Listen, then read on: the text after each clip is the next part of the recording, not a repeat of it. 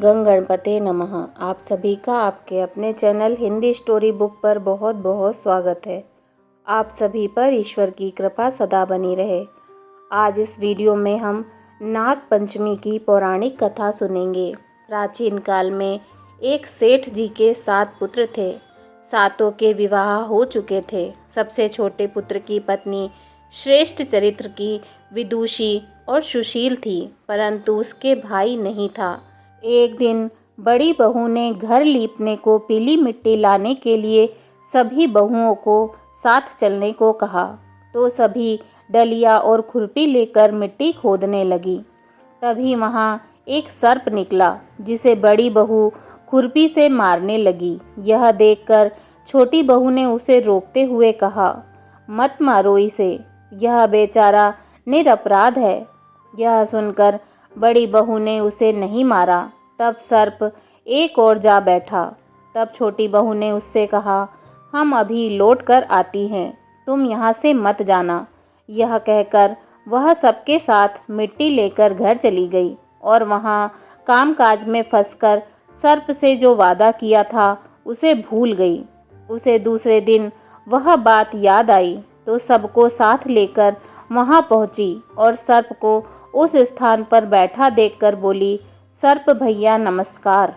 सर्प ने कहा, तुम भैया कह चुकी हो, इसलिए तुम्हें छोड़ देता हूँ, नहीं तो झूठी बात कहने के कारण तुम्हें आज डस लेता। वह बोली, भैया मुझसे भूल हो गई, उसकी क्षमा मांगती हूँ। तब सर्प बोला, अच्छा तुम आज से मेरी बहन हुई और मैं तुम्हारा भाई हुआ, तुम्हें जो मांगना हो मांग लो। वह बोली, मेरा कोई भाई नहीं है, अच्छा हुआ जो तुम मेरे भाई बन गए।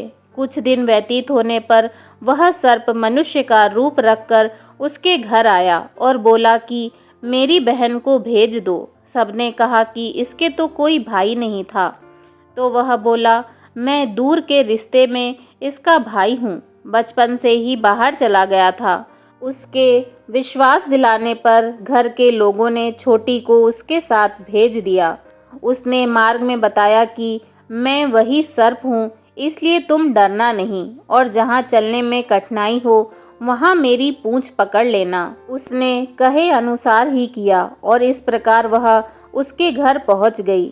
वहाँ के धन ऐश्वर्य को देखकर वह चकित हो गई। एक दिन सर्प की माता ने उससे कहा, मैं एक काम से बाहर जा रही हूँ, तुम अपने भाई को ठंडा दूध पिला देना। उसे यह बात ध्यान न रही और उसने गर्म दूध पिला दिया, जिससे उसका मुख बुरी तरह से जल गया। यह देखकर सर्प की माता बहुत क्रोधित हुई, परंतु सर्प के समझाने पर चुप हो गई।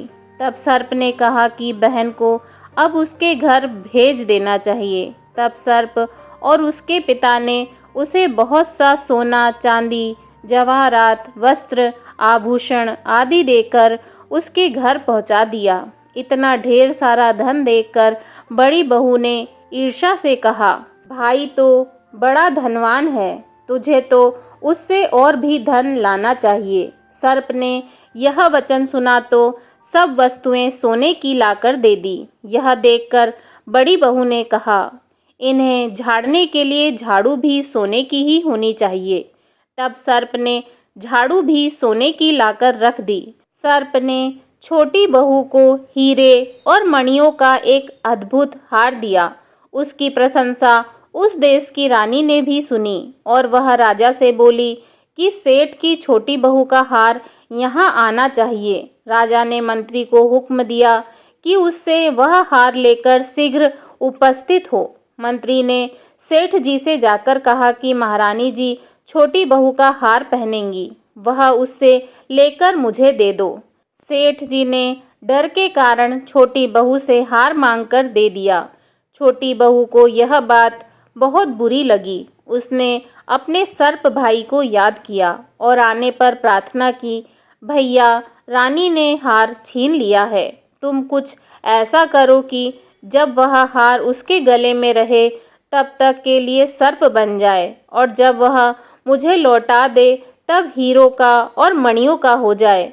सर्प ने ठीक वैसा ही किया। जैसे ही रानी ने हार पहना, वैसे ही वह सर्प बन गया। यह देखकर रानी चीख पड़ी और रोने लगी। यह देखकर राजा ने सेठ के पास खबर भेजी कि छोटी बहू को तुरंत भेजो।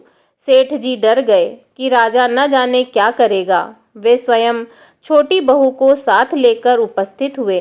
राजा ने छोटी बहू से पूछा, तुमने क्या जादू किया है? मैं तुम्हें दंड दूंगा।